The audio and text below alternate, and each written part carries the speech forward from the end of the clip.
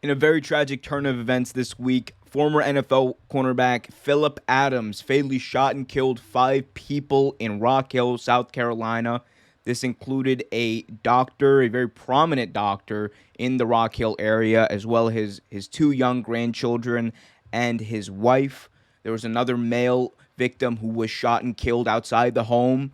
And there is also yet another sixth victim who is currently in critical condition in the hospital, fighting for his life, according to family members.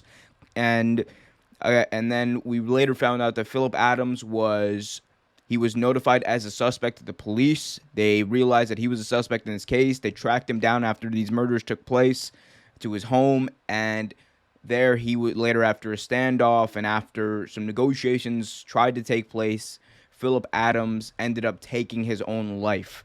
So this is again just a very tragic turn of events, a very tragic news out of not just the sports world, but the world in general. After what we've been seeing in the past few weeks with mass shootings and whatnot, we have just another reminder of the violence and the evils that peril, people and our society as a whole. But the doctor was Dr. Robert Leslie, age 70. His wife Barbara was age 69, and they were both pronounced dead at the scene, along with their, again, 2 very young grandchildren, aged 9 and 5, respectively. Just tragic that this happened. And we know that now the suspect who, again, took his own life is a former NFL player. And he was an NFL cornerback for 6 different teams. His name is Phillip Adams.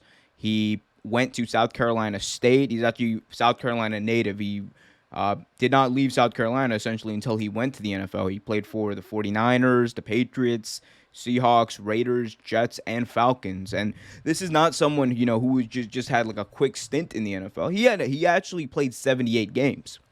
So, he was very much part of the NFL community. He was very much part of the game. So he definitely knew people in the games, teammates and whatnot. So this is definitely shocking, not just to people in society, but also the sports world, as I said. And, we don't have much information as far as a potential motive.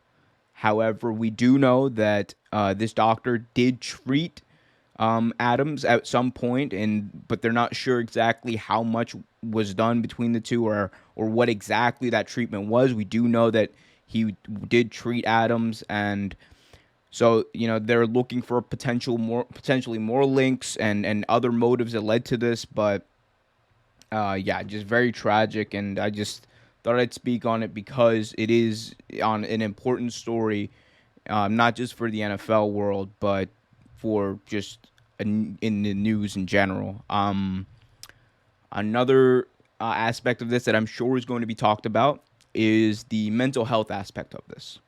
And I do think that at some point that conversation will be appropriate, and that conversation might need to be had. However, at this point, when we don't know what the motive is, and it's this fresh, and 5 people have lost their lives, another person is fighting for their life, and especially with 2 very young, aged 9 and 5, now dead. I don't think the mental health conversation should be happening at this moment. And I understand when sports are involved, and especially the NFL and combat sports, people want to talk about CTE, head injuries, all this kind of stuff. And that's understandable.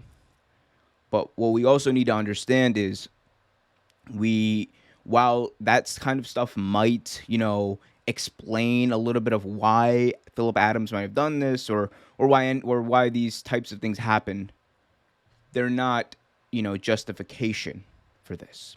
There's no justification for these acts.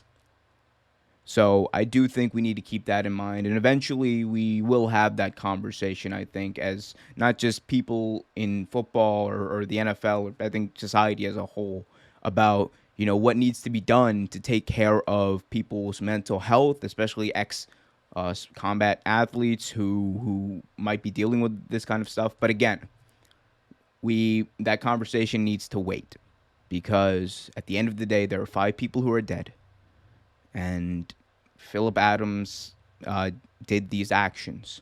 So we out of respect for not just the families, but for anyone who is affected by these tragedies, we really need to, I think, temper that and wait for more facts to come out, and and have a conversation at the more appropriate time, which is not now. But huge tragedy gripping not just the NFL world, but the country as a whole. And there's obviously going to be more to come. The story is going to be um, very close to many people. People are going to pay close attention to it rather in the media. So we'll see what happens. Also, on behalf of everyone here at Real Take Sports Talk, I just wanted to emphasize our condolences to everybody affected by this terrible tragedy.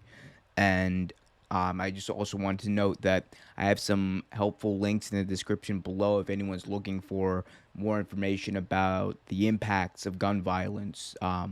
So be sure to check those out as well.